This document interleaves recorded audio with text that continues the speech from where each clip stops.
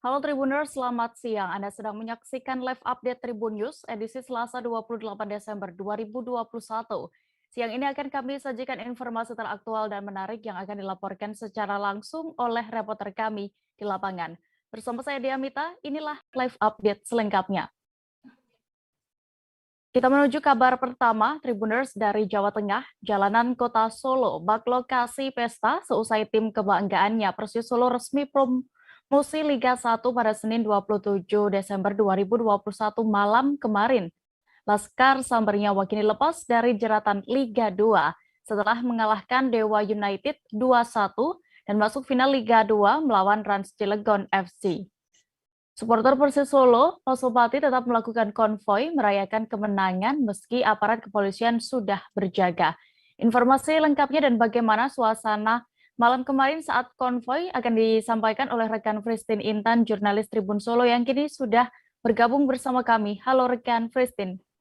Halo Dea. Christine, bisa Anda informasikan sebenarnya apa alasan dari supporter Persis Solo ini tetap melakukan konvoi meski dijaga ketat oleh aparat kepolisian? Baik, terima kasih Dea terkait dengan supporter Persis Solo ataupun Pasopati yang melakukan aksi konvoinya di jalanan kota Solo pada hari kemarin malam sekitar pukul 11 malam, dan memang dari pantauan di lapangan terlihat banyak sekali supporter baik itu dari luar kota Solo maupun di dalam kota Solo. Dan dari alasannya memang para supporter ini melakukan euforia selama 14 tahun yang tidak pernah masuk ke Liga 1, sehingga ini adalah menjadi momentum para supporter untuk melakukan aksinya. Walaupun dengan kondisi di kota Solo saat ini pandemi COVID-19 masih ada dan penerapan PPKM level 2 juga masih diterapkan, tapi para supporter ini tetap nekat dengan sudah dilakukannya pengarahan dari pihak kepolisian ataupun dari Pemkot Solo untuk tidak melakukan konvoi ini. Ya. Christine, bagaimana situasi konvoi saat itu dan lokasi para supporter ini melakukan konvoi di mana tepatnya? Baik, Dia, terkait dengan aksi konvoi ini memang tersebar di seluruh kota Solo, baik di titik-titik rawan seperti yang ada di kawasan Manahan, Purwosari, Gladak, hingga di depan Balai Kota Solo, semua bertumpah ruah di situ. Para supporter melakukan jal-jalnya, meneriakkan Persis Solo Liga 1, hingga para supporter juga melakukan menggunakan knalpot, drum, dan juga menggunakan flare juga. Dan dari pantauan di lapangan memang cukup euforia kemenangan dari Persis Solo ini sangat tampak terjelas dari raut muka para supporter yang sungguh bahagia melihat tim Sambernyawa ini menjadi bisa lolos ke Liga 1 pada malam kemarin. Dia.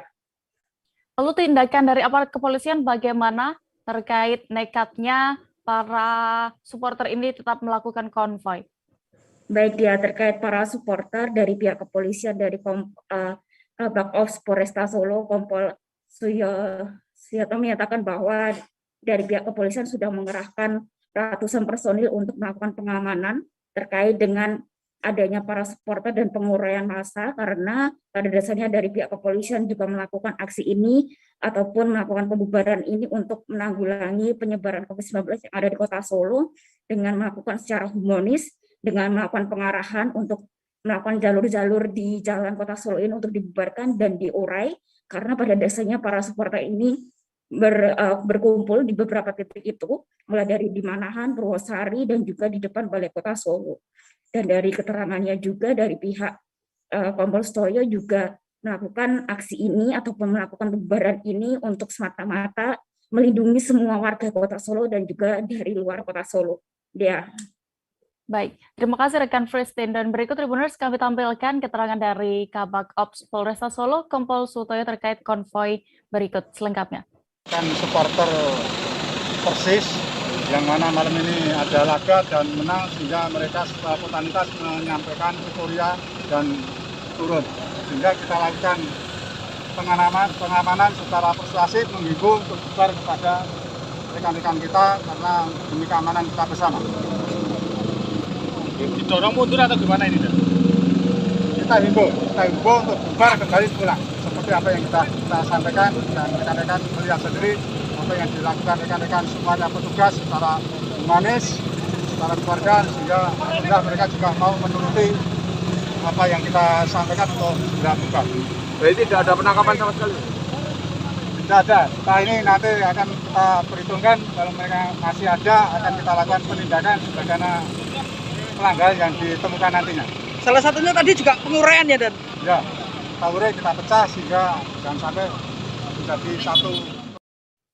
Kita menuju Aceh, Tribuners. Kapal diduga berpenumpang pengungsi Rohingya ditemukan terombang-ambing di perairan Laut Selat Malaka, kawasan Biren sejak Minggu 26 Desember lalu. Dan hingga Selasa hari ini 28 Desember 2021, bot masih berada di laut bebas dan tidak bergerak. Detail informasinya akan disampaikan oleh wartawan Serambi News, rekan Yusmadin Idris yang kini sudah bergabung bersama kami di sana. Halo rekan Yusman. Halo, Dea. Rekan Yusman, silakan dengan laporan Anda dan berdasarkan pantauan Anda bisa diinformasikan lebih tepatnya kapan bot Rohingya ini terombang-ambing dan juga di mana posisi mereka. Ya, Dea. Pada minggu sore sejumlah nelayan di kawasan perairan itu yang sedang mancing ikan tuna melihat satu bot berpenumpang yang diperkirakan pengungsi Rohingya sedang berlayar, namun pergerakan bot itu sangat lambat. Pergerakan bot sangat lambat sehingga mereka mendekat. Ketika mendekat itu mereka mengabari dengan bahasa isyarat yang bahwa mereka adalah dari Rohingya dan kondisi mereka mesin bot mereka itu rusak. Ada yang mengapresikan mesin bot mereka itu meledak. Informasi tersebut kemudian disampaikan ke darat melalui alat-alat komunikasi ke Panglima Laut. Panglima Laut kemudian melakukan komunikasi jarak jauh dengan sejarah dan memantau terus keberadaan bot mereka. Dan sampai tengah malam, bot tersebut kemarin malam masih tidak bergerak, bahkan sudah ditambak di salah satu rumpun karena mereka tidak bisa bergerak. Arah pergerakan pertama itu dari arah barat ke timur, namun pergerakannya itu lambat sekali dan tidak bergerak sama sekali. Sehingga memunculkan berbagai tanggapan dan Panglima Laut melakukan koordinasi dengan Dalanal dan seterusnya dengan pemerintah daerah. Sementara itu para nelayan yang pertama melihat bot Itigar itu karena melihat mereka kondisi mereka adalah dalam bahasa isyarat yang membutuhkan bantuan, lalu bantuan perlengkapan yang mereka bawa untuk keperluan sendiri langsung diserahkan kepada nelayan, pada pengungsi Rohingya yang sedang di dalam bot. Habis itu kemudian mereka terus pulang, nelayan itu terus pulang ke darat dan melakukan koordinasi dengan Panglima Laut. Demikian deh. Lalu kabarnya para nelayan Biren juga sempat mengirimkan bantuan kepada mereka. Apakah benar? Ya, setelah itu bantuan pertama kemarin Senin malam, satu bot lagi bergerak dengan 6 nelayan bergerak lagi ke laut yang berjarak sekitar 65 mil. Namun informasi diperoleh dari pagi, keberangkatan mereka ke laut lepas ke sana, mereka tidak berani mendekat. Akhirnya mereka kembali pulang lagi ke darat. Dan tadi pagi Bupati Biren bersama Dalanal melakukan koordinasi dan Bupati Biren menyerahkan bantuan beras dan lainnya dan diantar dengan bot patroli milik Dalanal Teluk Semawe. Selain itu Dalanal juga memastikan, Dalanal Semawe Kolonel Dian Suransa memastikan keberadaan bot tersebut masih dalam wilayah laut bebas, belum masuk perairan Indonesia, sehingga sejumlah patroli laut hanya bisa memantau dan mengarahkan mereka bergerak kemana. Selain itu, Pemda Biren bersama Kapolres tadi seperti yang saya sampaikan tadi, yang bahwa mengirim bantuan berupa beras, kemudian diesel, dan mungkin juga bisa TNI agar mereka bisa berangkat lagi ke tujuan mereka. Demikian deh. Baik. Terima kasih rekan Yusman, dan berikut Tribuners, rekan jurnalis kami sudah melakukan wawancara bersama Kolonel Marinir Dian Suryansyah dan juga Lana Lok Sumawe Dr. Haji Muzakar Agani selengkapnya. Angkatan Laut Lok Sumawe, Kolonel Marinir Dian Suryansyah. Kita mendapat informasi terkait adanya pengungsi Rohingya di atas sebuah kapal yang tertambat di daerah Rumpon, Suasan, sekitar 6 67 mile nautical mile dari daratan Aceh. Aceh Biren saja bukan, karena ini masih sangat jauh, belum masuk ke dalam perairan teritorialnya Biren, tidak. Jadi masih bisa kita sebut Pidi, masih bisa kita sebut, masih ada Pidi, Semawe dan segala macam. Ini terlalu jauh sekali. Jarak ini nambah. Kemudian kita coba konfirmasi kepada para nelayan yang sudah melakukan apa betul informasi ini. Dan dari beberapa nelayan yang kita dapat informasi memang ini benar ada. Pendekatan ke titik lokasi mulai dari Minggu malam. Minggu malam kita menggunakan kalbiren dan satu pakamlah kecil kita. Saya geser itu siang jam 2 siang saya geser dari Langsa, kalbiren saya naik ke atas. Sampai dengan malam hari kita belum menemukan di daerah 20 nautical mile, belum ketemu, cukup jauh sekali. Tentu perlu persiapan yang sangat matang, baik itu kapalnya, dukungan logistiknya, dan kesiapan personil. Jadi tidak sembarangan untuk pergi sampai ke sana. Beberapa nelayan pun juga yang kita ajak untuk naik ke atas juga kapalnya juga banyak tidak saja.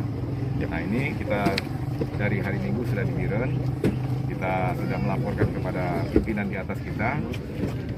Sejauh ini tugasnya Angkatan Laut adalah melaksanakan pengamanan perbatasan. Jadi untuk Rohingya ini tentunya bukanlah warga negara Indonesia sebagai pengungsi. Ini tentunya kaitannya kepada kebijakan pemerintah. Ya, tugasnya Angkatan Laut ada. Dalam laut semua ini oleh Pak Kapolres ada sejumlah Rohingya ada di tengah laut. Ternyata ketika telah mendengar penjelasan dari Bapak Ronald, mereka masih berada di laut bebas, belum di wilayah daratan Biren. Namun demikian karena mungkin mereka laut, apakah kapalnya yang kekurangan bahan bakar atau misalnya kurang pangan, kita juga belum tahu nih. Kalau karena mereka masih di laut bebas, Indonesia atau Malaysia. Nah, maka kami dengar mereka asal-asalnya Malaysia, negara lain Malaysia. Ada hal seperti ini sebenarnya sudah terbiasa dilakukan oleh Pak Ronald. Ketika ada orang asing masuk, lalu diminta dikeluar daripada wilayah Indonesia. Jadi kita harus menjaga teritorinya, bahwa kita berpikir bersama Bapak Kapolres dan informasi Pak Ronald, kalau mereka mau sudah 2-3 malam mungkin kekurangan bahan bakar dan logistik, kita sudah bantu makanan siap pakai ya, dan tim medis ya, barang medis, kemudian beras macam yang bisa mereka gunakan untuk selamat. Yang jelas dengan 52 mil ini masih di lautan bebas tuh, belum ke wilayah Biren ya. Jadi saya kira Sejumlah orang tua beserta anaknya yang merupakan murid SD Negeri 1 Kota Pekanbaru Riau dan Aliansi Masyarakat Peduli Pendidikan melakukan unjuk rasa damai. Dalam aksi unjuk rasa ini mereka menolak rencana Pemko Pekanbaru mengalihfungsikan sekolah menjadi pasar. Untuk mengetahui lebih detailnya sudah bergabung bersama kami reporter Tribun Pekanbaru, ada Fernando Sikumbang yang akan menyampaikan laporan lengkapnya. Halo rekan Fernando. Oke, selamat siang Dea.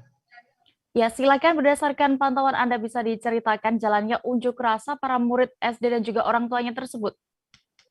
Oke, terima kasih Dea.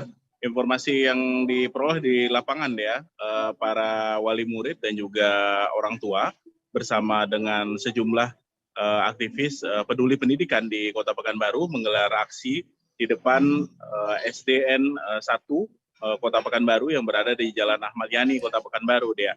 Pada Senin kemarin, dan mereka menggelar aksi tersebut sebagai bentuk protes kepada pemerintah Kota Pekanbaru yang berencana melakukan alih fungsi terhadap sekolah tersebut. Rencana sekolah tersebut bakal beralih fungsi menjadi lokasi yang untuk perluasan kawasan pasar di wilayah pusat Kota Pekanbaru, Dea. Dan para wali murid dan juga para murid dan juga para aktivis peduli pendidikan melakukan protes. Mereka membawa sejumlah poster dan melakukan orasi dengan menuntut agar pemerintah kota membatalkan adanya rencana perluasan pasar sehingga berdampak beralih fungsinya SDN gedung dan lahan dari SDN 1 Pekanbaru, Dea.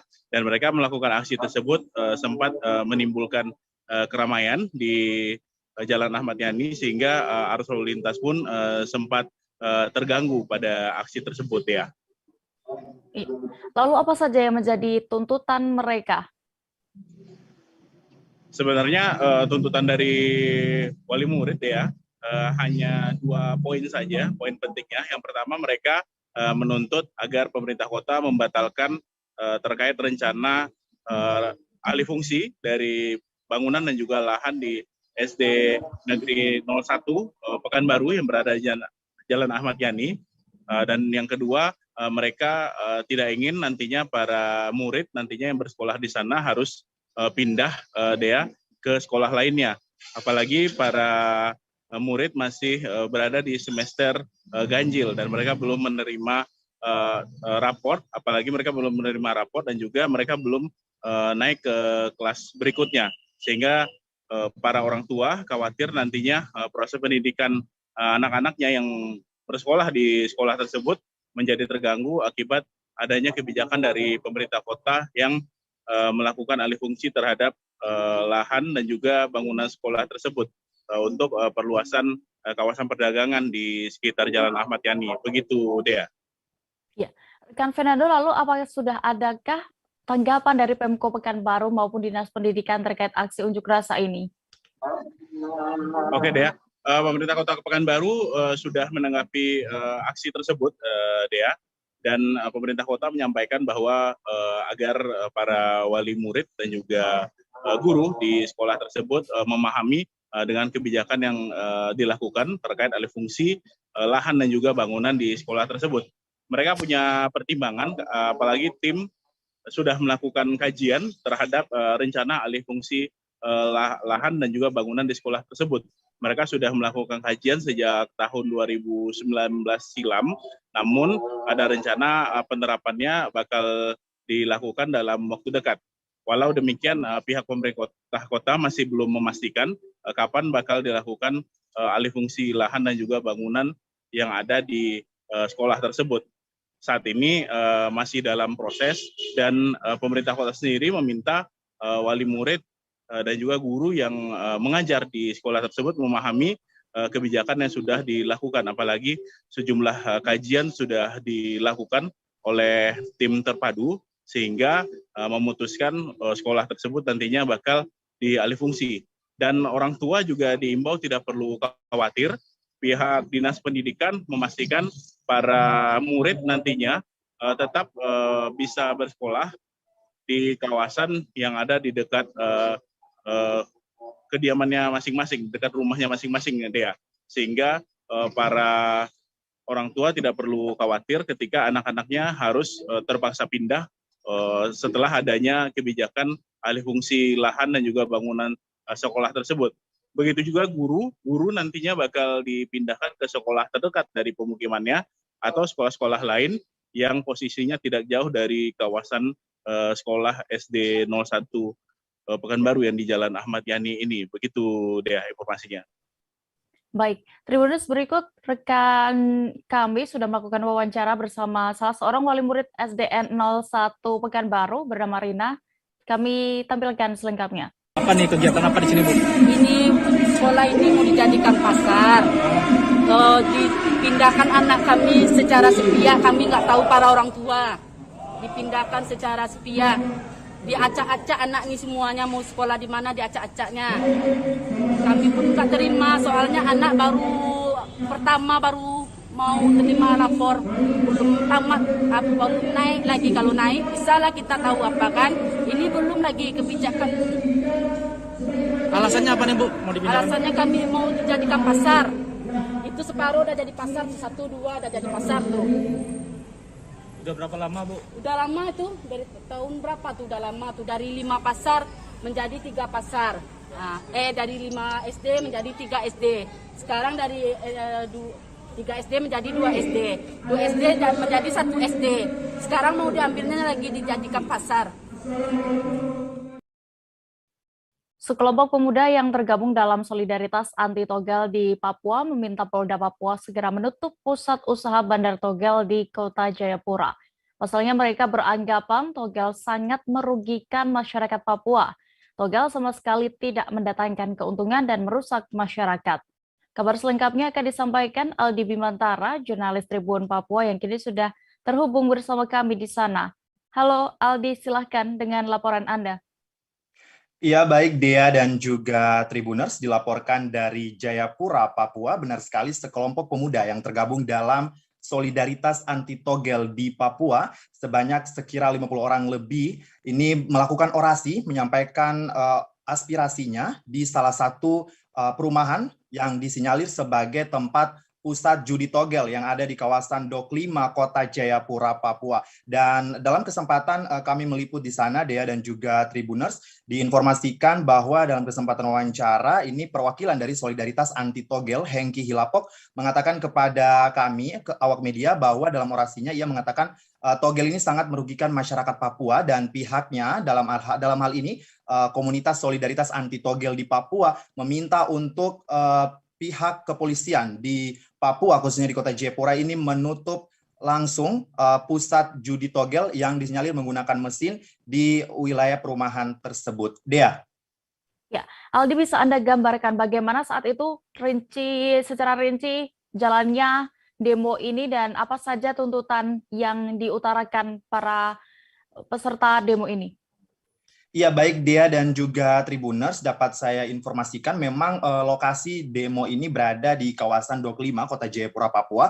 Memang massa yang tergabung dalam Solidaritas Anti Togel di Papua ini sudah berkumpul di salah satu rumah yang memang disinyalir sebagai pusat judi togel di Kota Jayapura, dan mereka berkumpul begitu pada siang hari sekira pukul 12:30 waktu Indonesia Timur, meminta dengan paksa begitu ya untuk menutup langsung rumah yang disinyalir melakukan aktivitas judi togel, dan cabangnya ini sudah ada di mana-mana. Dan memang dalam orasinya pihak dari perwakilan Solidaritas Anti Togel di Provinsi Papua ini meminta dengan tegas pihak kepolisian untuk segera menutup pusat judi togel yang ada di Kota Jayapura karena dinilai sangat meresahkan masyarakat, terutama para warga, khususnya warga Kota Jayapura yang sudah berkeluarga, dan ini nyatanya memang di dalam momen perayaan Natal dan Tahun Baru memang aktivitas judi togel ini masih terus dilakukan dan digencarkan begitu, sehingga sangat dinilai oleh pihak mereka sangat meresahkan masyarakat gitu, dan dampaknya juga ke ekonomi begitu, Dea. Apa sebetulnya yang paling dikhawatirkan oleh masa pendemo ini terkait judi togel yang memang beredar di masyarakat Papua? Iya, memang Dea dan juga Tribuners, dalam kesempatan wawancara bersama awak media, perwakilan Solidaritas Anti Togel, Hengki Hilapok ini mengatakan bahwa togel sama sekali tidak mendatangkan keuntungan dan merusak masyarakat Papua. Untuk itu pihaknya ini meminta pihak kepolisian di Jayapura untuk segera menghentikan aktivitas jual beli togel karena dinilai sangat merusak tatanan masyarakat Papua yang tentunya memiliki nilai-nilai yang seharusnya dijunjung tinggi, yakni budaya toleransi, kemudian budaya kebersamaan. Ini tentunya sangat merusak sekali tatanan kehidupan yang sepertinya disebutkannya bahwa mempengaruhi psikologis seperti sikap apatis atau masa bodoh dari masing-masing orang yang ingin mau menang sendiri seperti itu. Dan memang karakter-karakter ini secara tidak langsung memang dibentuk dari aktivitas togel ini sendiri begitu. Jadi memang ini dinilai oleh pihaknya sangat meresahkan masyarakat, dan kedepannya memang pihaknya menuntut untuk tidak ada lagi aktivitas jual beli togel ini khususnya yang ada di Kota Jayapura. Dea. Baik, terima kasih rekan Aldi Bimantara untuk laporan Anda langsung dari Jayapura. Selamat bertugas kembali. Kita beralih ke Sumatera Selatan, Tribuners. Puluhan orang menggeruduk kantor Bupati Ogan Ilir di Tanjung Senai, Indralaya. Kedatangan massa meminta Pemkab Ogan Ilir menutup PT Sumesta Mitra Sejahtera yang berada di Indralaya Utara karena dinilai mencemari lingkungan. Dalam aksi kali ini, massa bahkan nekat menerobos ruang rapat yang tengah dipakai. Selengkapnya akan disampaikan rekan Tribun Sumsel, ada Agung Dwi Payana yang kini sudah bergabung bersama kami. Halo rekan Agung. Ya, halo rekan Dea. Ya, Agung, bisa Anda jelaskan apa sebenarnya yang melatar belakangi aksi unjuk rasa ini? Ya, Dea dapat dan juga Tribuners dapat kami laporkan kedatangan massa pada Kamis lalu 23 Desember 2021 ke kantor Bupati Ogan Ilir ini untuk menyuarakan aspirasi terkait penutupan PT Semesta Mitra Sejahtera atau PT SMS di wilayah Kecamatan Indralaya Utara, Kabupaten Ogan Ilir, di mana di PT tersebut menurut massa merugikan dampak lingkungan warga sekitar karena aktivitas pemotongan hewan yang di mana limbahnya dibuang ke daerah sekitar pemukiman warga. Sebenarnya aksi demonstrasi ini sudah berlangsung beberapa kali selama 2021 dan puncaknya pada 23 Desember lalu massa membawa massa yang lebih banyak dibanding aksi-aksi sebelumnya dan meminta Pemkab Ogan Ilir menutup permanen PT SMS tersebut. Dea. Ya, tadi Anda sebutkan bahwa demo ini, unjuk rasa ini sebenarnya sudah beberapa kali dilakukan. Lalu, saat ini apakah sudah ada respon dari Pemkab Ogan Ilir? Ya, sebelumnya massa juga selain menggelar aksi juga melakukan audiensi dengan Pemkab Ogan Ilir diwakili Asisten 1 Bidang Pemerintahan. Ketika itu, beberapa waktu lalu, Pemkab Ogan Ilir berjanji akan menindaklanjuti permintaan massa dan akan berkoordinasi terlebih dahulu dengan PT SMS mengenai hal-hal apa saja yang perlu diperbaiki.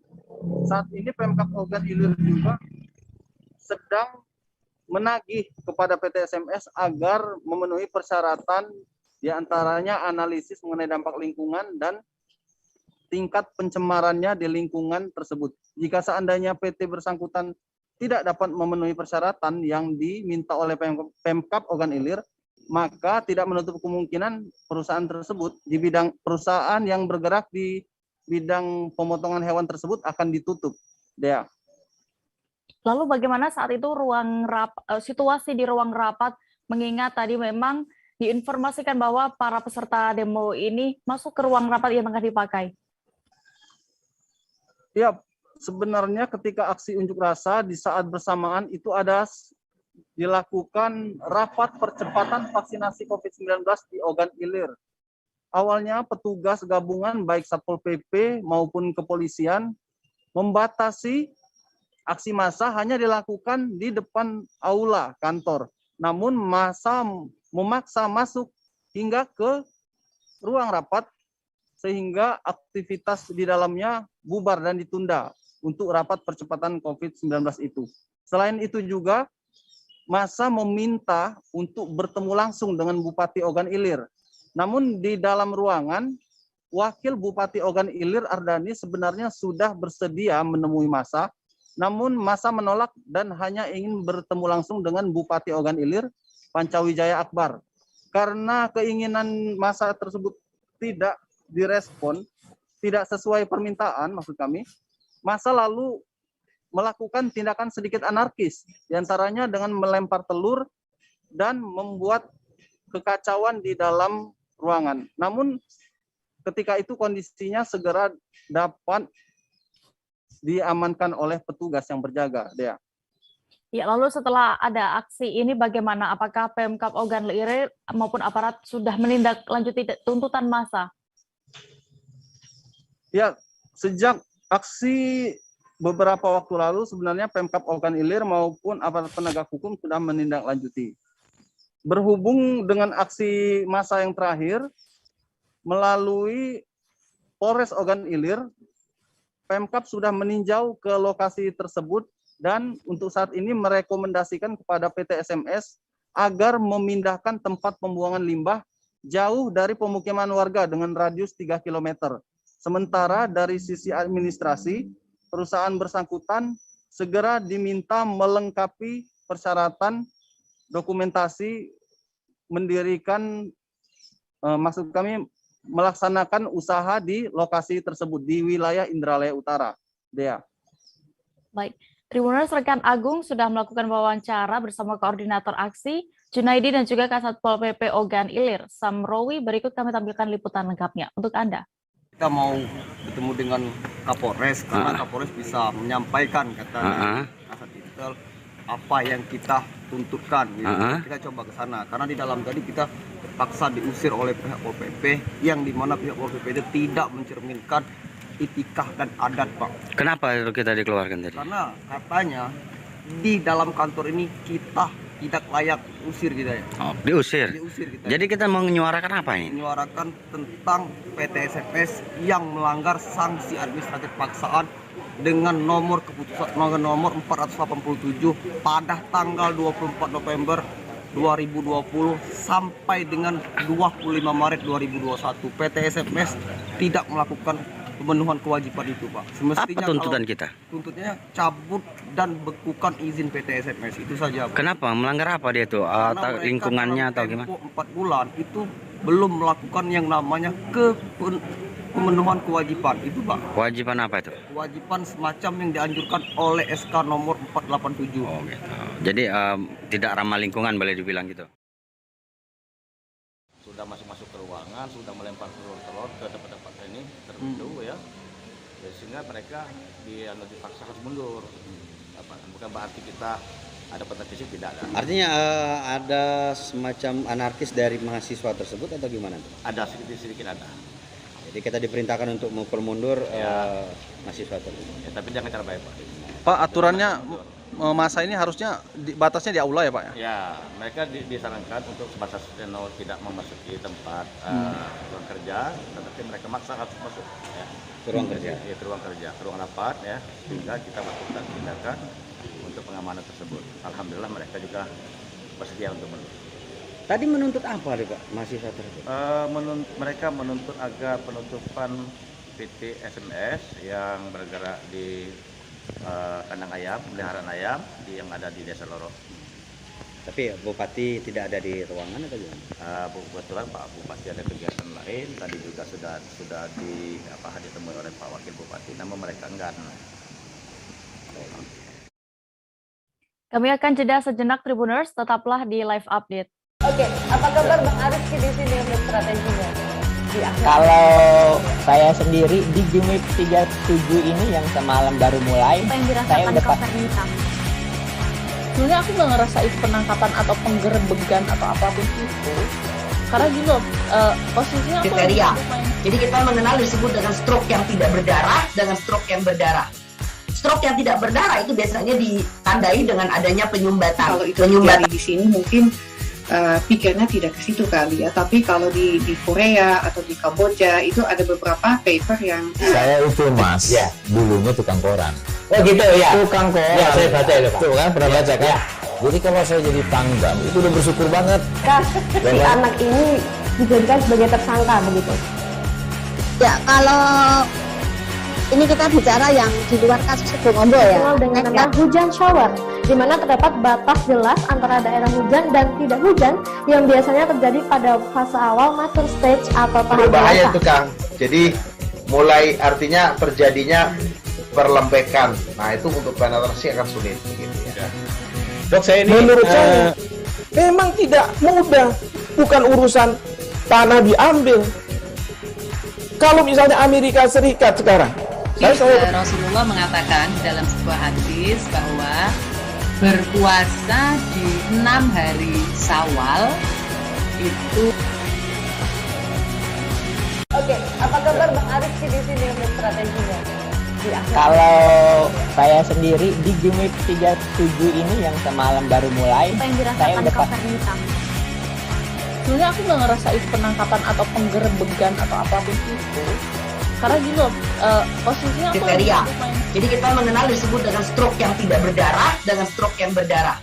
Stroke yang tidak berdarah itu biasanya ditandai dengan adanya penyumbatan. Kalau itu terjadi di sini mungkin pikirnya tidak ke situ kali ya, tapi kalau di Korea atau di Kamboja itu ada beberapa paper yang saya itu Mas, ya, dulunya tukang koran. Oh gitu ya. Tukang koran. Ya, saya baca itu, Pak. Tuh kan pernah baca kan? Ya. Jadi kalau saya jadi Pangdam itu udah bersyukur banget.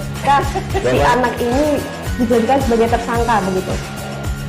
Ya, kalau ini kita bicara yang di luar kasus Sebongombo ya. Dengan nama hujan shower, di mana terdapat batas jelas antara daerah hujan dan tidak hujan yang biasanya terjadi pada fase awal mature stage atau tahap berbahaya itu Kang.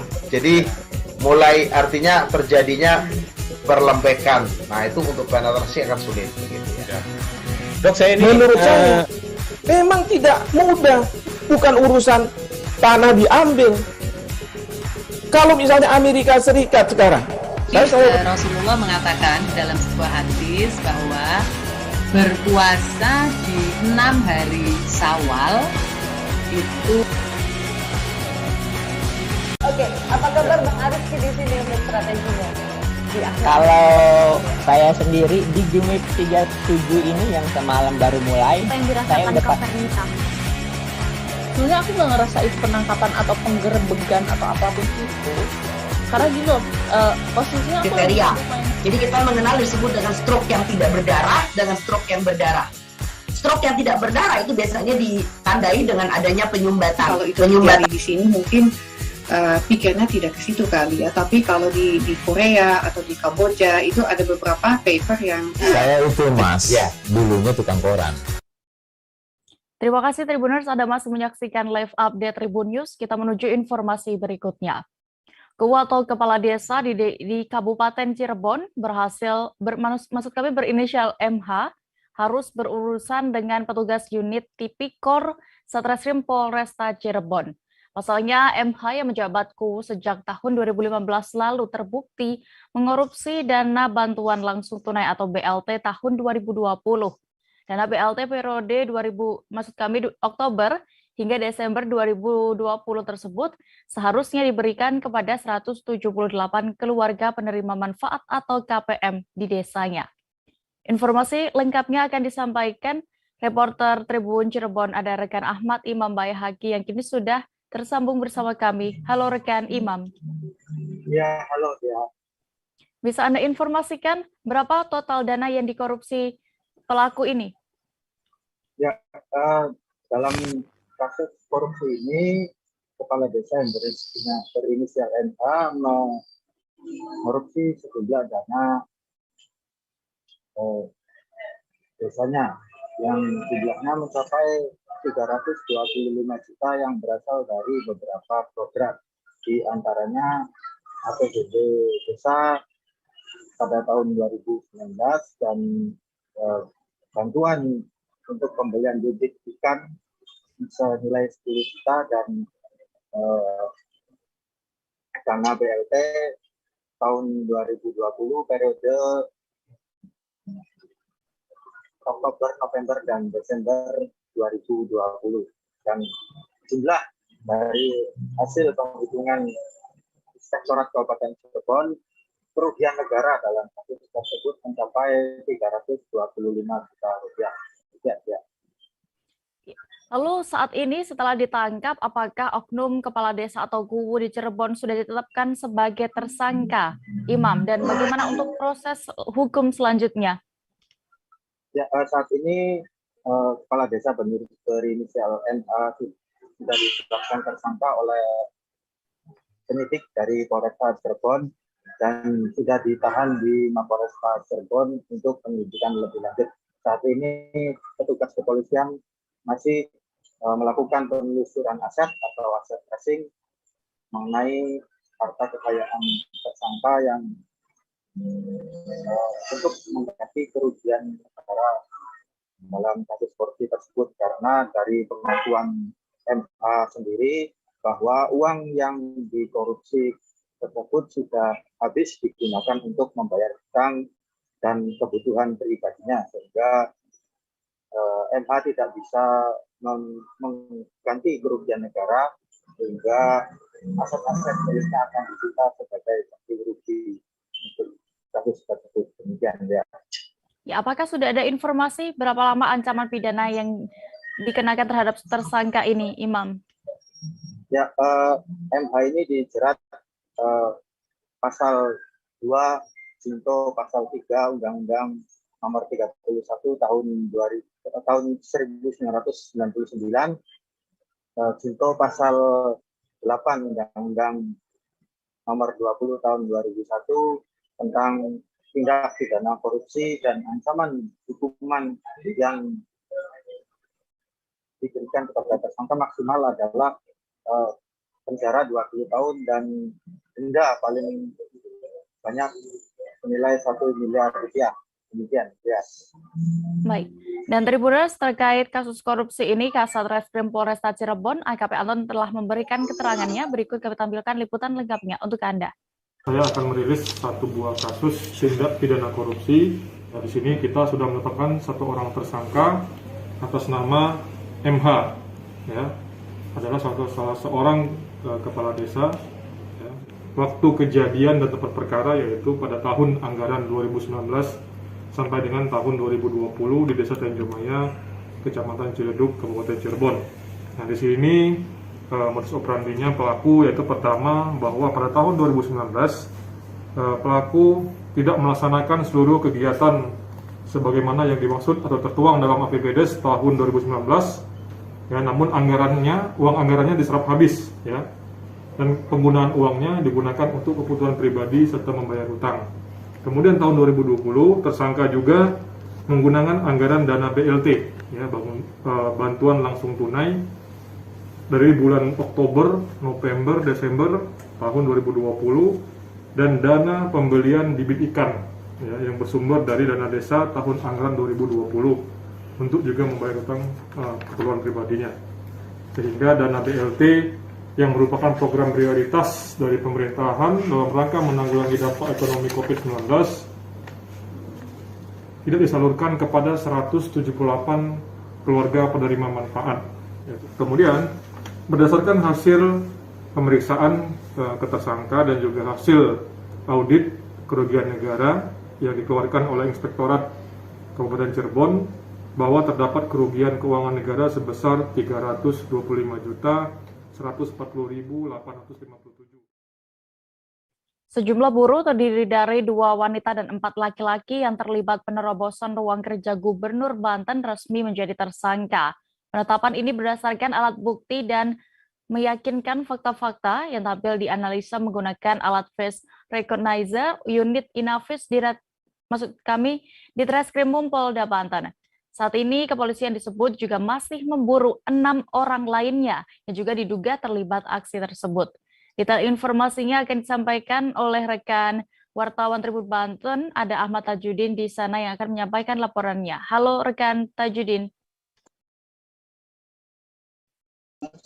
Halo rekan Dea dan rekan Tajudin, silakan bisa Anda jelaskan terlebih dahulu mengenai penetapan tersangka terhadap 6 orang buruh. Apakah mereka saat ini juga sudah ditahan seluruhnya, semuanya, atau bagaimana?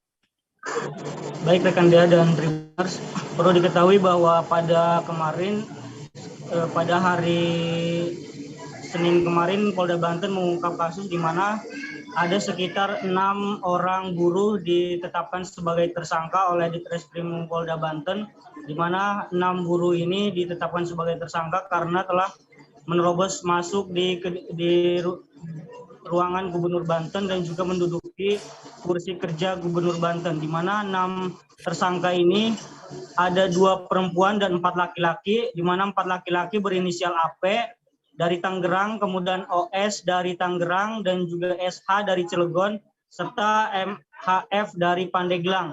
Sedangkan yang 2-nya lagi berinisial SR, seorang perempuan dari Tangerang, dan juga SWP dari Tangerang, perempuan. Di mana dari 6 tersangka ini, ada 2 tersangka yang ditahan oleh Polda Banten, dan sementara yang 4-nya lagi tidak ditahan lantaran ada beberapa perbedaan pasal yang dikenakan dari 6 tersangka tersebut, ya. Ya, lalu bagaimana tanggapan dari para tersangka ini? Baik, untuk tanggapan dari tersangka yang ditetapkan sebagai tersangka ini, ada beberapa perwakilan yang mengungkapkan bahwa mereka mengungkapkan permintaan maaf kepada Gubernur Banten, di mana ketika mereka melakukan aksi menduduki kantor Gubernur Banten pada tanggal 22 Desember itu merupakan spontanitas para buruh, di mana para buruh mengatakan bahwa mereka dijanjikan untuk bertemu dengan pimpinan Provinsi Banten, namun pada waktu yang ditentukan mereka belum saja kunjung ditemui, sehingga aksi menerobos tersebut kemudian terjadi, dan hal-hal yang mereka lakukan di kursi Gubernur Banten menurut pengakuan merupakan spontanitas mereka yang dilakukan, tidak bermaksud untuk menghina ataupun berbuat hal-hal terhadap Gubernur Banten. Ya, Tajudin, dan tadi juga sudah sempat saya singgung bahwa dari informasi yang didapat, Polda Banten saat ini masih mencari lagi pelaku lain yang diduga juga terlibat kasus tersebut. Apakah benar? Baik, untuk perkembangan saat ini di mana dari 6 tersangka tersebut, Polda Banten masih melakukan penyelidikan dan masih mencari ada oknum lain yang masih diburu oleh Polda Banten, di mana dari keterangan Polda sendiri ada sekitar 6 orang lagi yang saat ini sedang dilakukan pencarian untuk dilakukan memintai keterangan, di mana 6 orang ini telah terlibat dalam aksi menerobos kantor Gubernur Banten, dan di mana dalam video yang viral tersebut 6 orang tersebut masih dicari oleh Polda Banten untuk dimintai pertanggungjawaban atas aksi yang dilakukan menduduki ruang Gubernur Banten, Dea. Baik, terima kasih rekan Ahmad Tajudin untuk laporan Anda dari Banten. Selamat bertugas kembali. Polda Sumatera Utara telah menarik penanganan kasus penganiayaan pelajar SMA yang dilakukan oleh oknum PDIP Sumatera Utara dari Polrestabes Medan. Keputusan ini berdasarkan hasil gelar perkara. Informasi yang didapat pula, pelaku kini tak ditahan meski sudah ditetapkan sebagai tersangka. Untuk mengetahui lebih detailnya, sudah bergabung bersama kami rekan Goklas, jurnalis Tribun Medan yang akan menyampaikan informasi lengkapnya. Halo rekan Goklas. Halo, selamat sore rekan Dea. Selamat sore. Goklas, bisa Anda informasikan terkait Polda Sumut yang telah menarik penanganan kasus dari Polrestabes Medan terkait penganiayaan yang dilakukan oleh oknum PDIP?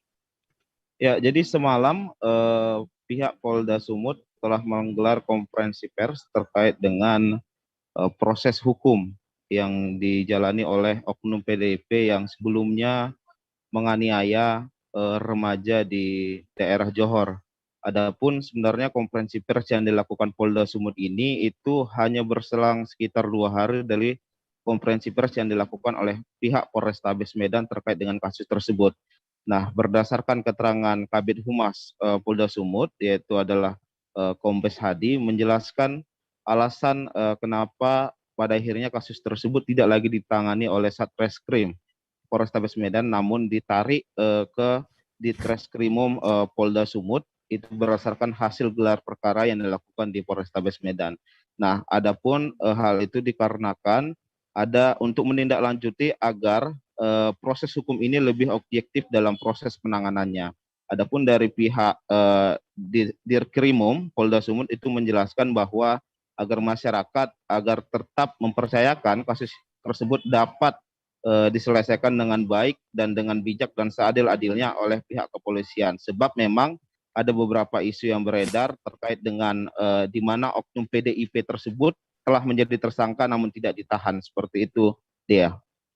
Baik, Goklas, lalu terkait itu tadi, oknum dari PDIP Sumut yang tidak ditahan meski sudah ditetapkan sebagai tersangka penganiayaan ini, bagaimana tanggapan atau penjelasan dari Dirkrimum?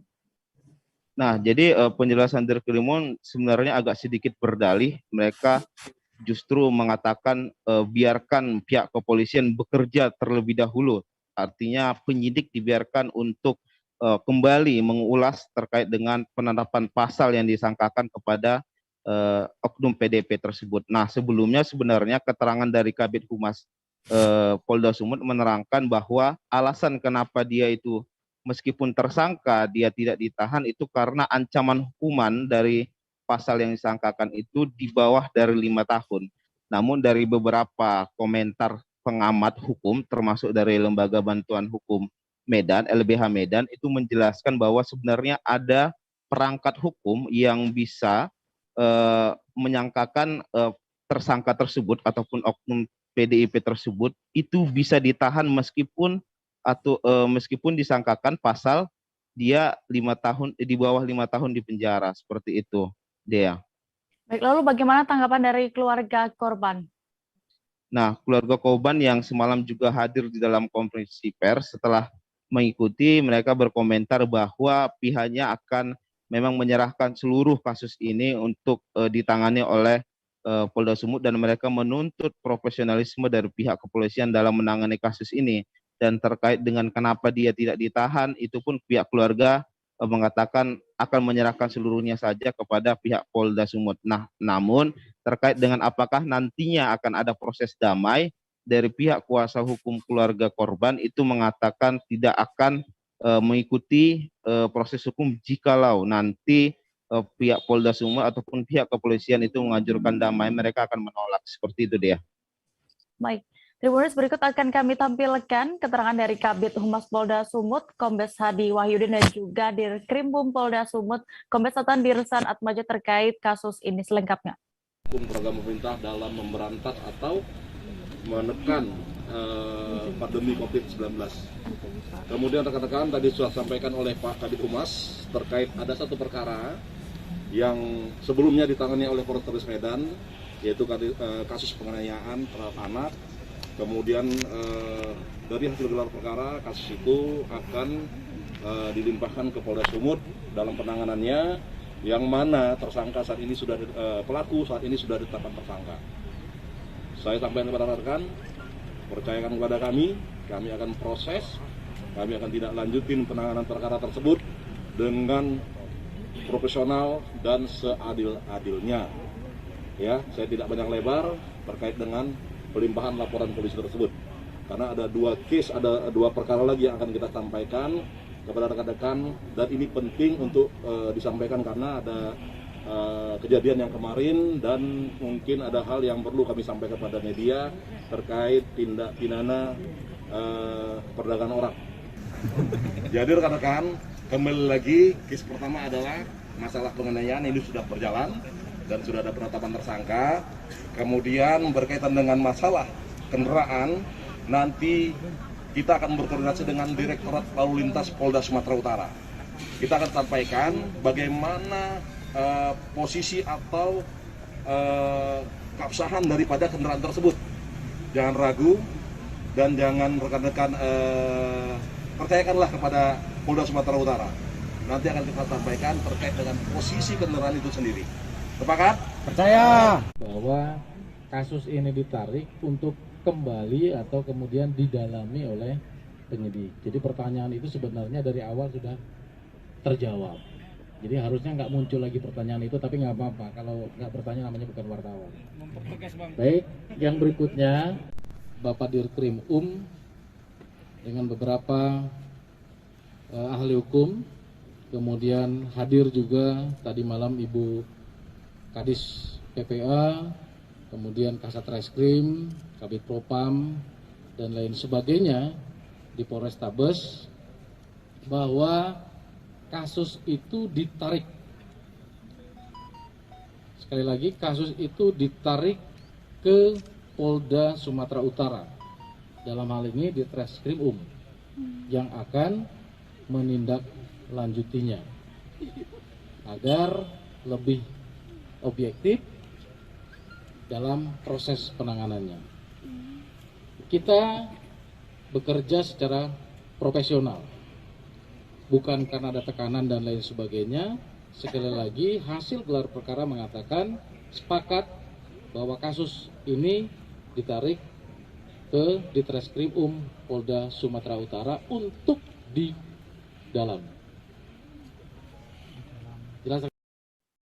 Dalam beberapa hari terakhir, wilayah Ulu, Kabupaten Tanjung Jabung Barat, Provinsi Jambi diterjang banjir yang cukup tinggi. Ketinggian banjir pun mengganggu aktivitas masyarakat. Salah satu titik banjir terjadi di Jalan Lintas Timur Merlung yang merupakan jalan nasional menghubungkan antara Provinsi Jambi dan Provinsi Riau. Kabar selengkapnya akan disampaikan wartawan dari Tribun Jambi. Ada rekan Danang Novrianto yang kini sudah terhubung bersama kami di sana. Halo rekan Danang. Halo rekan Dea. Rekan Danang, bisa Anda informasikan wilayah mana saja yang saat ini terendam banjir dan berapa ketinggiannya? Iya rekan Dea. Dalam beberapa hari terakhir, terutama dari mulai dalam 4 hari lalu, di hari Jumat hingga hari Senin terjadi banjir di beberapa wilayah di Ulu, di Kabupaten Tanjung Jabung Barat, terutama di 2 kecamatan, yaitu Kecamatan Renah Mendalu dan juga Kecamatan Merlung. Untuk di Kecamatan Renah Mendalu sendiri itu terjadi di Kelurahan Lubuk Kambing yang ketinggian airnya bisa mencapai 1 hingga 1,5 meter yang terjadi pada hari Jumat hingga hari Sabtu. Kemudian di Kecamatan Merlung yang merupakan jalan lintas timur yang menghubungkan antara Provinsi Jambi dan juga Provinsi Riau, ini terjadi sejak hari Minggu pagi hingga hari Senin malam dia. Kemudian untuk ketinggiannya sendiri yang di Kecamatan Merlung ini bisa mencapai setinggi dada orang dewasa. Ya. Baik. Lalu ada berapa rumah dan keluarga yang terdampak banjir ini? Dan bagaimana keadaannya? Nah, untuk saat ini data dan informasi yang diberikan oleh Badan Penanggulangan Bencana Daerah Kabupaten Tanjung Jabung Barat, hingga hari ini di Kecamatan Merlung sendiri ada totalnya 259 rumah dan juga keluarga yang terdampak dari banjir di Kecamatan Merlung ini sendiri, yang terjadi di 3 desa, yaitu di Penyambungan 16 rumah, kemudian di Luter ada 10 rumah, kemudian di Kelurahan Merlung itu 117 rumah, kemudian di Desa Merlung ada 80 rumah, dan juga di Tanjung Paku ada 37 rumah. Jadi total ada 259 rumah. Dan juga di Kecamatan Renah Mendalu itu di Lubuk Kambing itu ada sekitar 47 rumah yang terdampak, sehingga mereka saat itu sedang diungsikan untuk di tempat yang lebih tinggi dan juga akan kembali saat banjirnya sudah surut ya.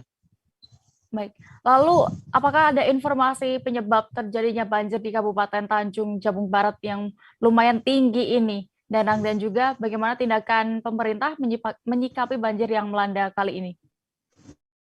Ya, dia untuk penyebab banjirnya sendiri, kalau untuk di Kabupaten Tanjung Jabung Barat di wilayah Ulu itu merupakan wilayah yang topografinya cukup rendah, kemudian juga intensitas hujan yang ada di Kabupaten Tanjung Jabung Barat ini lumayan cukup tinggi, sedang dan juga tinggi dalam beberapa hari terakhir, sehingga menyebabkan beberapa di 2 kecamatan tersebut terendam banjir, dan juga memang wilayahnya yang berdekatan dengan sungai yang terjadi pendangkalan. Untuk pemerintah sendiri di hari Sabtu, Wakil Bupati Kabupaten Tanjung Jabung Barat sudah meninjau lokasi dan juga memberikan bantuan kepada 47 warga yang terdampak banjir. Kemudian di hari Senin lalu, Bupati Kabupaten Tanjung Jabung Barat langsung terjun ke lokasi, terutama yang di Kecamatan Merlung, untuk memberikan bantuan juga berupa bahan-bahan pokok,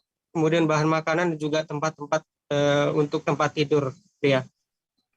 Baik, terima kasih rekan Danang Novrianto untuk laporan Anda dari Jambi. Selamat bertugas kembali. Kita menuju Jawa Barat. 1 unit rumah di Kompleks Muara Raya, Kelurahan Pelindung Hewan, Kecamatan Astana Anyar, Kota Bandung, terbakar hebat pada Senin 27 Desember 2021 malam kemarin. 1 penghuni rumah ditemukan meninggal dunia dalam insiden tersebut. Seorang penghuni lainnya mengalami luka-luka dan harus dirawat intensif di rumah sakit. Selengkapnya akan disampaikan rekan Ferdian Adi Nugraha, jurnalis Tribun Jabar yang kini sudah bergabung bersama kami. Halo rekan Ferdian.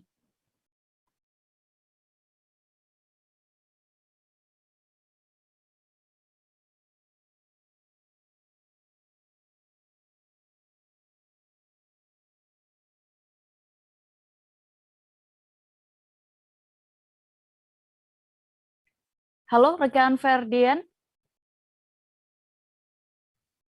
Halo. Rekan Ferdian, bisa Anda informasikan bagaimana awalnya kejadian kebakaran rumah di Kompleks Muara Raya, Kota Bandung ini? Baik, terima kasih Dea. Bisa kami laporkan bahwa telah terjadi kebakaran di Kompleks Muara Raya, Jalan Muara Raya, Kelurahan Pelindung Hewan, Kecamatan Astana Anyar, Kota Bandung, Senin 27 Desember 2021 semalam. Jadi kebakaran ini menewaskan 1 orang penghuni rumah dan mengakibatkan 1 orang luka-luka. Lalu menurut keterangan dari Kepala Dinas Kebakaran dan Penanggulangan Bencana di SKAR PB Kota Bandung, Dadang Iriana, bahwa kronologis kejadian belum bisa dipastikan. Namun menurut keterangannya bahwa kebakaran ini bermula dari kepulan asap yang berada di salah satu rumah Kompleks Muara Raya. Dan setelah itu Satpam Komplek melaporkan kepada Dinas Pemadam Kebakaran, dan Dinas Pemadam Kebakaran menurunkan 15 unit kendaraan yang terdiri dari pancar dari UPT Wilayah Selatan, lalu 4 pancar dari Pusat, 2 pancar dari UPT Wilayah Barat, 3 unit rangki, 2 unit rescue, dan 1 unit komando. Dan dilaporkannya ini sekitar pukul 18.30, kebakaran terjadi cukup besar yang bisa dilihat dari kondisi rumah terkini. Dan api baru bisa padam sekitar pukul 19.00 waktu Indonesia Barat dengan 15 unit kendaraan. Baik, Dia. Ferdian, siapa saja bisa Anda informasikan korban, identitas korban dalam insiden tersebut dan juga bagaimana kondisinya? Oke, untuk korban jiwa sendiri namanya Cynthia Darmawan, usia 40 tahun, dan korban lukanya adalah Krisnawati Sugianto. Cynthia Darmawanti ini merupakan anak dari Krisnawati Sugianto, dan menurut keterangan dari Kasih Operasi Diskar PB, Asep Rahmat, bahwa Cynthia Darmawati bukan meninggal karena kebakar, namun beliau meninggal karena kehabisan oksigen. Sementara Krisnawati Sugianto saat ini sudah dibawa ke rumah sakit, salah satu rumah sakit di Kota Bandung, dan sedang mendapatkan perawatan yang intensif. Seperti itu, Dia. Ya, Ferdian, bisa Anda gambarkan untuk kondisi rumah menggabungkan saat ini pembelajaran pasca jarak jauh terjadi? dan PTM. Oke. Baik, jadi setelah api padam, kami sempat mewawancarai salah satu saksi yang berada di dekat lokasi kejadian. Jadi menurut beliau bahwa kebakaran ini awalnya kan dari api kecil lalu juga jadi membesar gitu. Nah, saya juga kebetulan sempat mendatangi lokasi dan melihat bahwa rumah yang kebakar itu cukup parah. Terus juga ada 1 unit mobil yang terparkir di garasi. Menurut keterangan saksi juga mobil itu sempat meledak dan kaca-kaca juga pada pecah. Lalu juga kayu-kayu yang menjadi pondasi dari rumah itu juga pada rusak. Tembok juga pada menghitam, dan saat ini lokasi sudah dipasang polis lain. Dan kabarnya hari ini bakal dilakukan pemeriksaan lebih lanjut oleh pihak kepolisian terkait penyebab dari kebakaran tadi malam. Seperti itu, Dia. Baik, terima kasih jurnalis Tribun Jabar, Ferdian Adi, untuk laporan Anda dari Kota Bandung. Selamat bertugas kembali. Ya. Tribuners jangan Akhirnya kemana-mana petugas karena langsung kami mengambil masih akan tindakan kembali untuk dengan mencabut informasi pentil pilihan lainnya. ban Tetaplah di tersebut. live update. Saat akan dimulai, tiba-tiba pengemudi mobil yang Kalau saya sendiri di Jumip 37 ini yang semalam baru mulai, Apa yang saya dirasakan udah Kak Fernita? Sebenarnya aku nggak ngerasa itu penangkapan atau penggerebegan atau apapun itu. Karena gini loh, posisinya aku Kriteria. Jadi kita mengenal disebut dengan stroke yang tidak berdarah dengan stroke yang berdarah. Stroke yang tidak berdarah itu biasanya ditandai dengan adanya penyumbatan. Kalau itu terjadi di sini mungkin pikirnya tidak ke situ kali ya. Tapi kalau di Korea atau di Kamboja itu ada beberapa paper yang Saya itu Mas, dulunya tukang koran. Oh gitu ya. Tukang koran. Ya, saya baca itu Pak. Tuh kan, pernah baca kan? Jadi kalau saya jadi tanggam, itu udah bersyukur banget. Si anak ini dijadikan sebagai tersangka begitu. Ya, kalau ini kita bicara yang di luar kasus Sebongombo ya. Dengan nama hujan shower, di mana terdapat batas jelas antara daerah hujan dan tidak hujan yang biasanya terjadi pada fase. Terima kasih Anda masih menyaksikan live update. Kita menuju informasi berikutnya. Kerangka manusia ditemukan nelayan di Dusun Labuang Parabaya, Desa Onang, Kecamatan Tubo, Sendana, Kabupaten Majene, Sulawesi Barat pada Minggu 27 Desember 2021 lalu. Berdasarkan foto yang diterima tribunsulbar.com, kerangka merupakan bagian mulai dari pinggang hingga lutut. Pihak kepolisian lantas membawa temuan tulang kerangka tersebut ke RSUD untuk proses identifikasi. Informasi lengkapnya dan bagaimana perkembangan terkini penyelidikannya akan disampaikan oleh rekan Masdin, jurnalis Tribun Sulbar yang kini sudah bergabung bersama kami. Halo rekan Masdin. Halo Dea. Rekan Masdin, bisa Anda ceritakan terlebih dahulu saat penemuan kerangka manusia tersebut, siapa pertama kali yang menemukan? Baik, Dea dan Tribuners melaporkan langsung dari Majene, Sulawesi Barat. Sebelumnya, penemuan kerangka manusia membuat geger masyarakat Dusun Labuang Parabaya, Desa Onang, Kecamatan Tubo Sendana, Kabupaten Majene, Sulawesi Barat, di mana hari Senin, tanggal 27 Desember kemarin, nelayan yang sedang melaut pada pagi hari digegerkan dengan sesosok kerangka yang di tengah laut sekitar 4 mil dari bibir pantai. Kemudian saat nelayan atas nama Muhammad Dong umur 45 tahun tersebut kaget dan kemudian membawa kerangka ke darat. Setelah itu langsung melapor ke kepolisian, dalam hal ini Polsek Sendana. Dan seperti yang dia tadi sampaikan bahwa kondisi kerangka yang ditemukan dari pinggang sampai lutut dan terbungkus karung, dia seperti itu. Ya, lalu Masdin, apa langkah selanjutnya dari penemuan kerangka tersebut? Dan tadi informasinya dilakukan proses identifikasi. Apakah sudah ada hasilnya saat ini?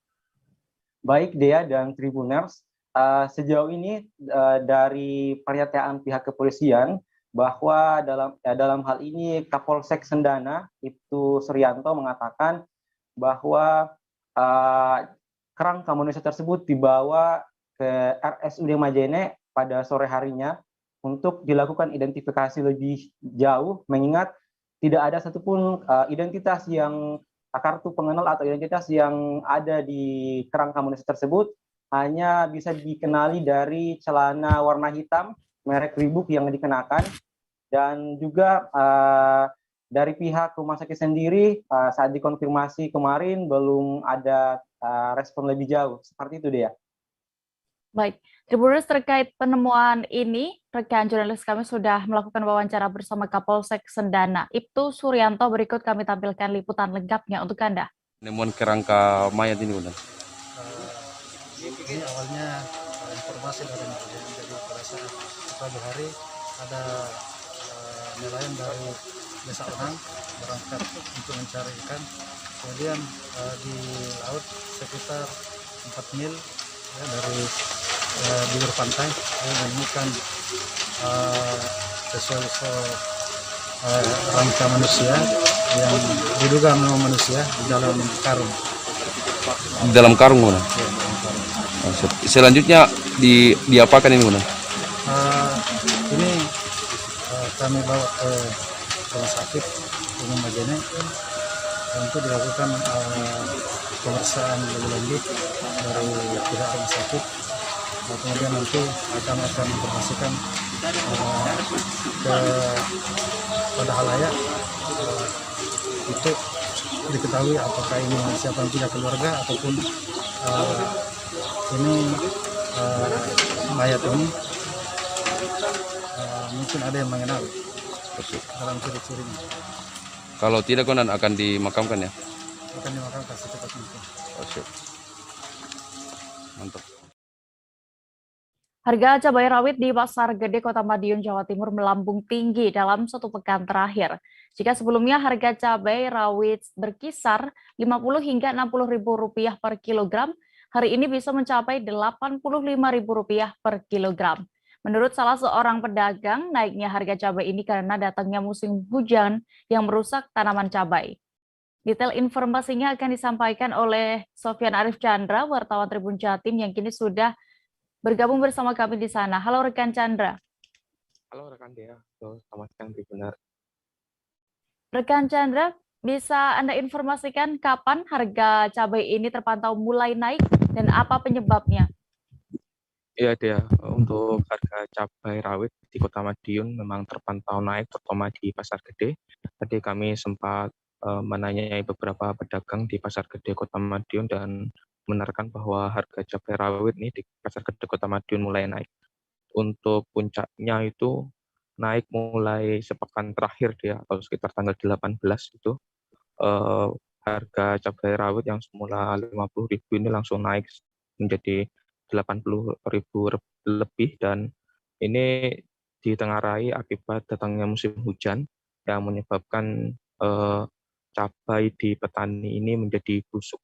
Dan kalau tadi kami sempat bertanya juga kepada para pedagang, harga tersebut memang sudah tinggi dari tengkulak, sehingga pedagang sendiri tidak bisa berbuat apa-apa karena memang harga di tengkulak sudah tinggi, dan para pedagang ini pun mengambil labanya pun juga sedikit menyesuaikan peningkatan harga yang juga tinggi dari para tengkulak dia. Ya, lalu bagaimana tanggapan dari para pembeli terkait meroketnya harga cabai rawit ini? Untuk menyiasatinya ini para pembeli juga menurunkan jumlah belanjaannya dia. Jika biasanya membeli 1 kilo, dia hanya membeli sekitar setengah kilo, dan untuk menutupin kekurangannya biasanya untuk para pedagang yang digunakan untuk membuka warungnya ini disiasati dengan membeli cabai rawit kering dia, yang ini lebih murah, dan kalau dari kualitas maupun harganya pun menurut mereka tidak jauh beda dari cabai rawit segar, sehingga mereka lebih memilih untuk 50-50 dia, yang setengah untuk cabai rawit segar dan setengah untuk cabai rawit kering dia.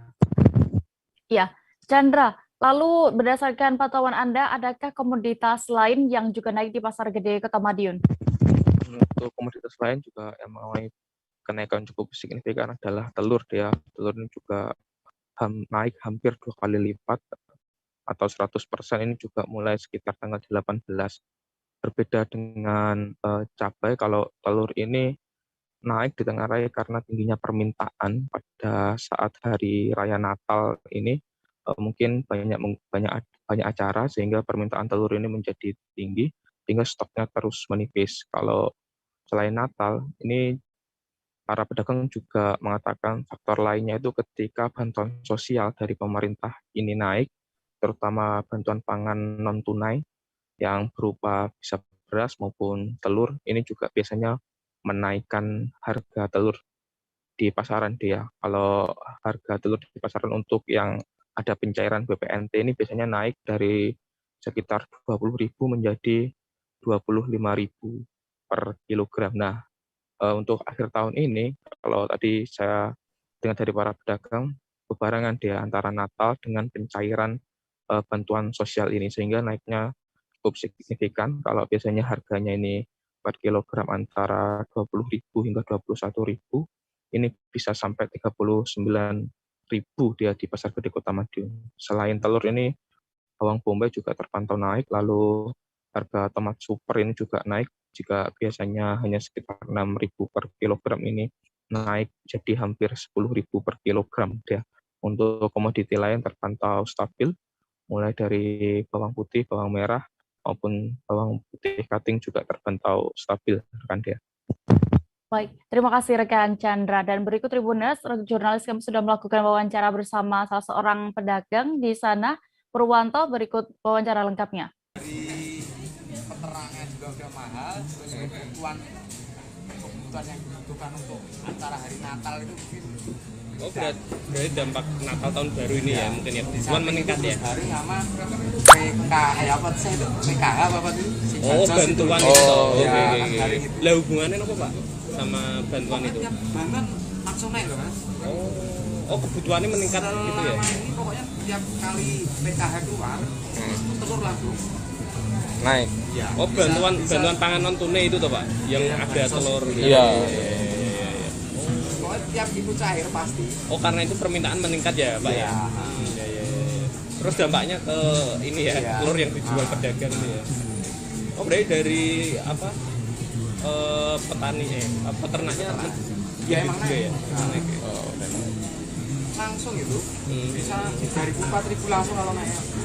Kalau sebelum Natal itu, maksudnya ketika ada apa PKH atau bantuan sosial itu cair, paling tinggi aku jual 25 ya.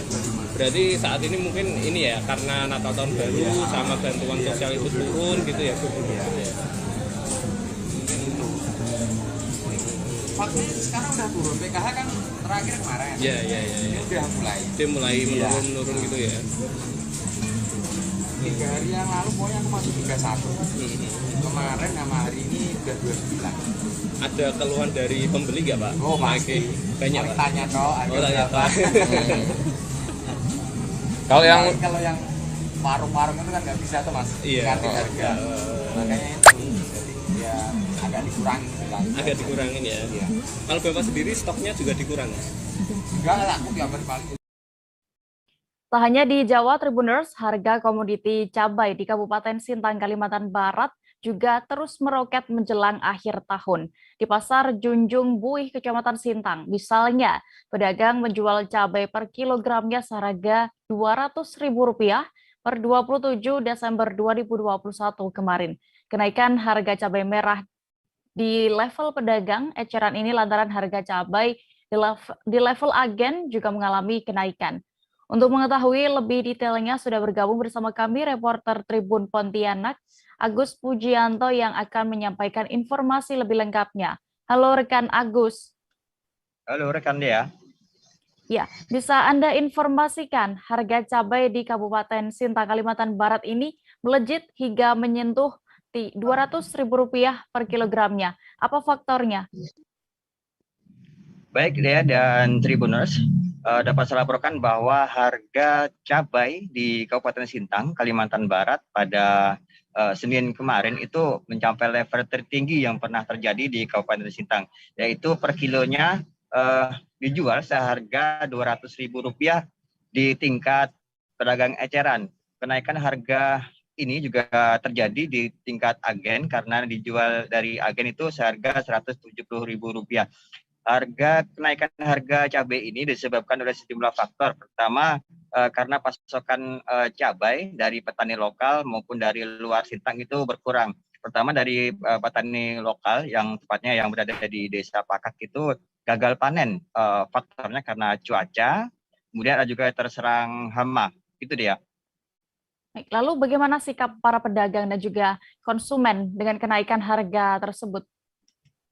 Baik, konsumen yang merasakan sangat mencekik untuk harga cabai ini karena kebutuhan cabai juga sangat dibutuhkan untuk konsumen. Sementara pedagang ada yang tetap menjual dengan harga tinggi, namun sebagian lagi ada yang lebih memilih untuk tidak menjual cabai sementara waktu dan lebih mempergunakan modal untuk menjual cabai itu dipergunakan untuk membeli beras dia.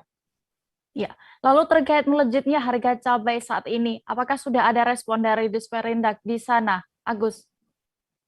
Baik ya, Disperindak mengaku akan segera menindaklanjuti soal kenaikan harga cabai di Kabupaten Sintang ini.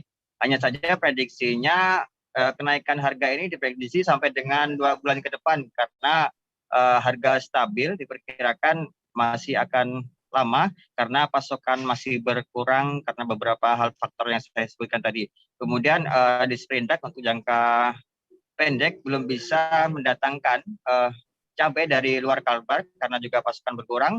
Kemudian untuk jangka menengah rencananya akan berkoordinasi dengan dinas terkait untuk lebih banyak mengajak masyarakat untuk membuat atau petani cabai agar lebih banyak. Ya. Baik. Tribuners, terkait kenaikan harga cabai ini, rekan jurnalis kami sudah melakukan wawancara bersama salah seorang pedagang di pasar bernama Marjan dan juga Kadisperindak dan UKM Sudirman selengkapnya. Nyampe berapa nih Bang? Ya, kalau harga eceran kami sih sekitar 200-an per kilonya, karena soal modalnya udah 170 per kilonya, itu sama agen dengan dia tuh. Kan kedua sama ya. Udah berapa lama Bang harga cabai naik? Bulan. Berarti sebelum Natal udah naik Bang ya? Sebelum Natal udah naik ya. Awalnya sih masih ecerannya masih 120. Berarti segitu harganya Bang? Ya. Jadi pasokan cabai dari mana nih Bang? Ini dari Pakak, ada dari Singkawang, Pontianak, dari Sanggau. Ini karena cabai lokal nih udah kebanyakan mati dari sini. banjir kemarin, jadi pasokan juga berkurang dari lokalnya berkurang. Kalau dari luar itu nggak mampu, dari luar pasok Sintang kurang gitu. Jadi abang dapat nih berapa kilo lah nih sehari ini? Bisa 5 kilo. Harga cabai nih bang? Kalau kami sih, pedagang ini sih enggak lah, pembeli ya yang lo. Keluhannya gimana bang kebanyakan bang? Ya, Keluhannya? ya lah, apa jadi naiknya selalu besar gitu, selalu tinggi gitu. Kalau benda besar bang? Ya betul. Nah, gimana lah kami yang jual ini enggak ngeluh-ngeluh gitu ya, yang justru yang konsumen ya yang dia yang untuk dipakai kan. Mereka yang lo kita sih enggak lah, enggak ngeluh lah kan. Berapa pun harga kita jual dengan ikuti harga kan ketinggian harganya kan gitu jual pedagang. Konsumennya yang ngeluh nih kan, cabenya naik dan fungsi cabai yang gitu. 100 ribu bang? Iya, per onnya 20.000. Satu on 20.000. Itu tadi kita pemerintah kabupaten ini tentunya melihat, kalau udah melihat kondisi itu seperti itu memang harus ada kebijakan lah, kebijakan dengan melibat, tapi ini kebijakan dalam jangka menengah tentunya, tidak jangka pendek. Dan jangka pendek tentunya kita berupaya bagaimana bisa mendatangkan tadi apa cabai tadi, stok cabai itu dari daerah yang potensi tadi, bisa dari Ras Jaya.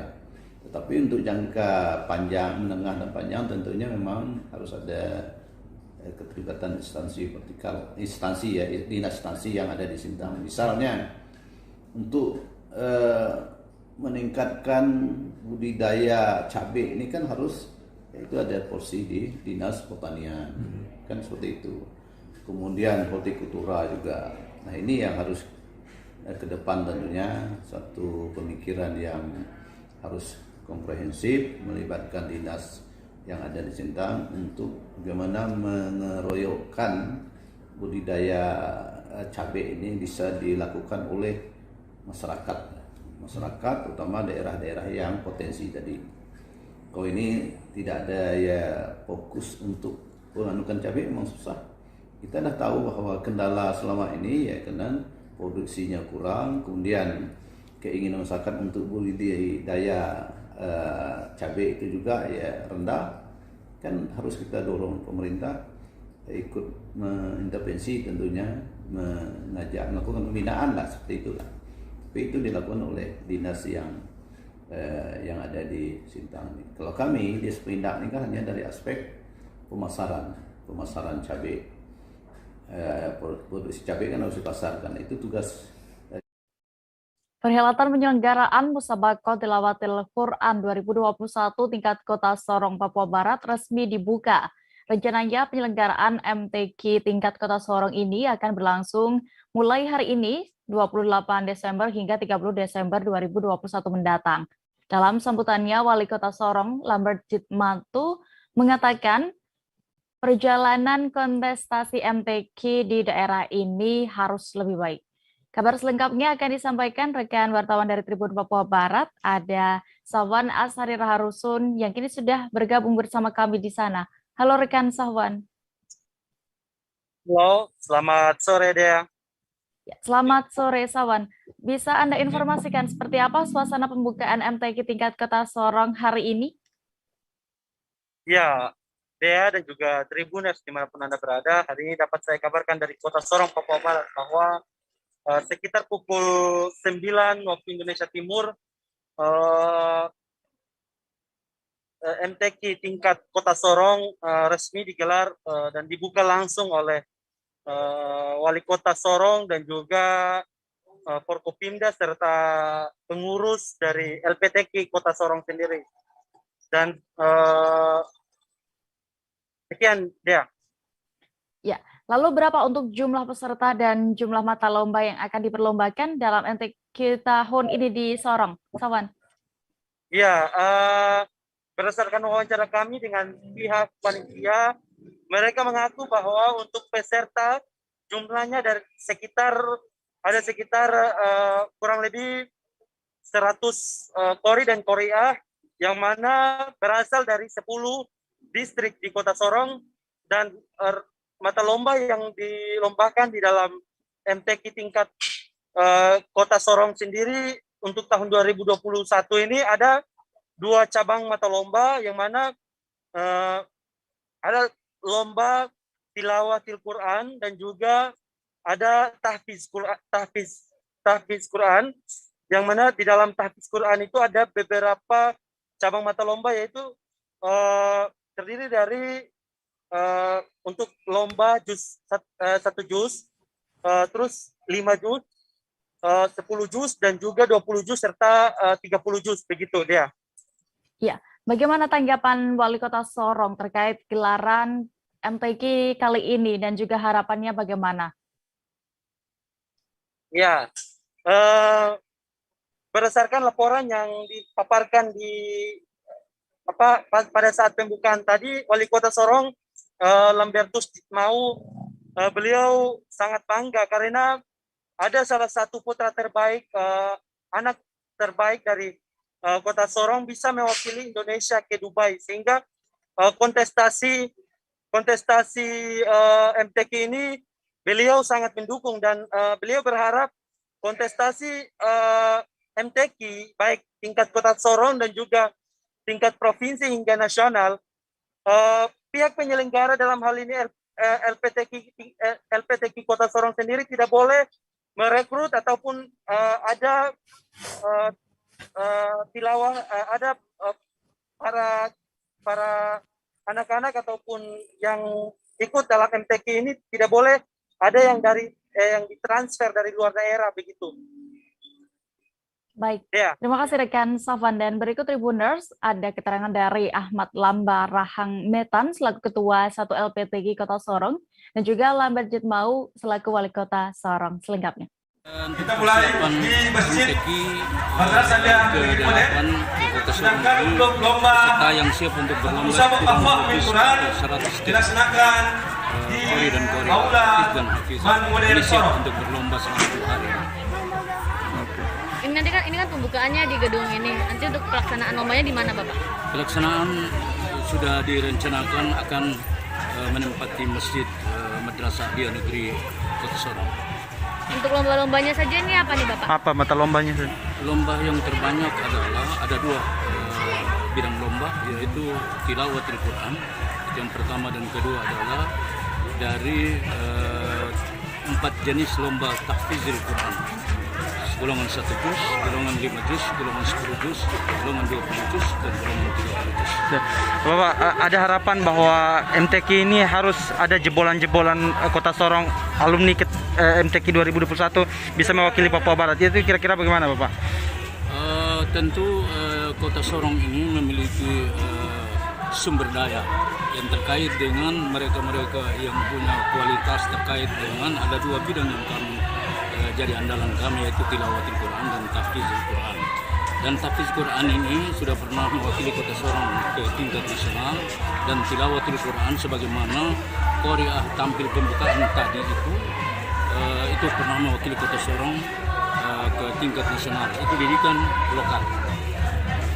Itu unggulannya tahfiz ya. Siap. Apakah ada mungkin tadi kan pembina juga menyampaikan bahwa tidak boleh ada tenaga-tenaga transfer yang dari luar datang untuk ini mungkin kira-kira tenaga lokal yang diberdayakan.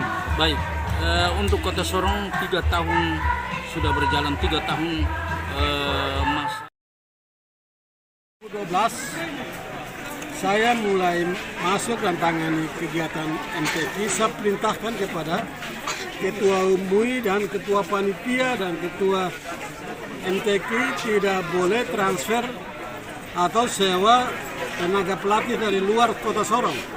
Saya tidak butuh juara, tapi saya punya warga ini kelak menjadi yang terbaik. Tahun pertama, tahun kedua gagal tidak apa-apa, tapi tahun ketiga, keempat, seterusnya mereka pasti bisa. Ternyata bisa mewakili Indonesia ke Dubai itu. Dubai bukan Tamraut, Dubai bukan Maibra, nggak bisa. Dunia, negara terkaya di dunia termasuk Dubai kan.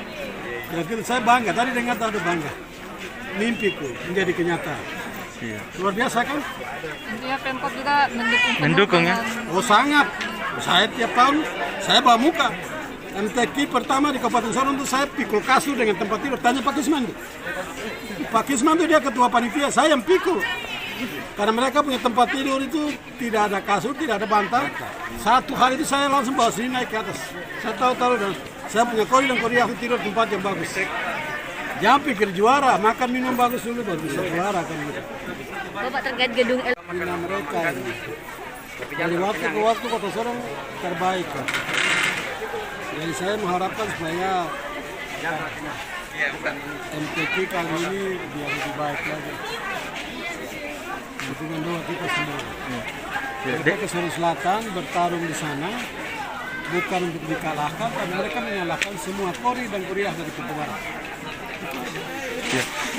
Bapak, ada salah satu kori.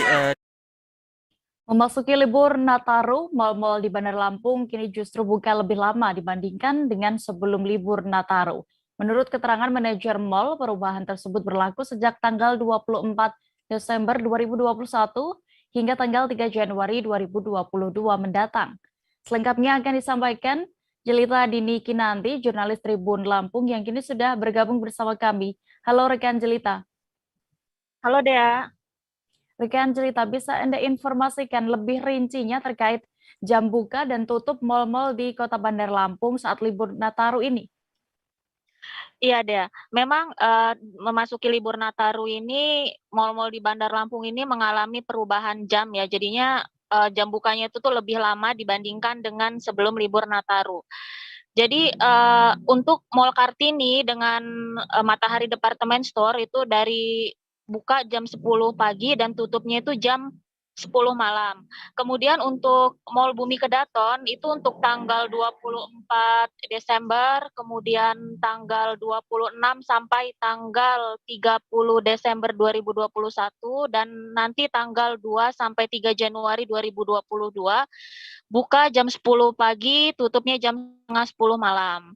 Nah, untuk tanggal 25 Desember kemarin dan nanti tanggal 31 Desember 2021 dan 1 Januari 2022 itu buka jam 10 pagi, tutupnya jam 10 malam. Nah, sedangkan untuk Transmart Lampung itu jam buka dan tutupnya itu masih sama, buka pukul 9 pagi dan tutupnya pukul 9 malam. Nah, ini kan berlangsung nanti dari tanggal 24 Desember sampai 3 Januari 2022. Nah, itu sebelum Nataru ini, mal-mal ini bukannya jam 10, tutupnya jam 10 malam, kecuali Transmart Lampung. Gitu deh ya. Ya. Lalu apa sebenarnya dasar dari aturan jam operasional mal-mal yang berubah menjadi lebih lama ini? Apakah nantinya juga tetap mengikuti anjuran pemerintah lantaran ini juga masih di tengah pandemi COVID-19? Iya, perubahan jam ini berdasarkan instruksi dari Wali Kota Bandar Lampung ya, Mbak Dea. Nah, tapi meskipun ini bukannya lebih lama, pengunjung juga diwajibkan untuk tetap prokes selama berada di dalam mal dan jumlah pengunjung mal itu juga dibatasi hanya 50% setiap harinya. Ya, Jelita, terakhir. Lalu bagaimana dengan syarat lebih detailnya untuk bisa masuk ke dalam mal-mal di Kota Bandar Lampung ini? Apa saja? Iya, memang sekarang ini untuk masuk mal di Bandar Lampung ini sudah sedikit lebih ketat ya, Dea. Terutama ini sejak memasuki libur Nataru ini. Jadi semua pengunjung itu yang ingin masuk ke mal itu wajib scan barcode Peduli Lindungi. Ini untuk membuktikan kalau pengunjung yang masuk ke mal ini sudah vaksin minimal dosis pertama. Kalau belum vaksin, mereka tidak diperbolehkan untuk masuk mal. Kemudian pengunjung juga wajib untuk cek suhu tubuh, lalu menggunakan masker dan jaga jarak selama berada di dalam mal. Baik, terima kasih rekan Jelita Dini untuk informasi Anda dari Bandar Lampung. Selamat bertugas kembali. Ya, Dea, terima kasih. Tribuners, informasi tadi sekaligus menutup perjumpaan kita dalam live update siang ini dan lantaran masih di tengah pandemi kami kembali mengingatkan kepada Anda untuk terus tetap menerapkan protokol kesehatan dimanapun berada. Jangan lupa juga Tribuners saksikan live update Tribun News berikutnya pukul 4 sore di seluruh kanal YouTube Tribun Network. Saya Dea Mita beserta kru yang bertugas pamit. Terima kasih dan sampai jumpa. Jangan lupa like, subscribe, dan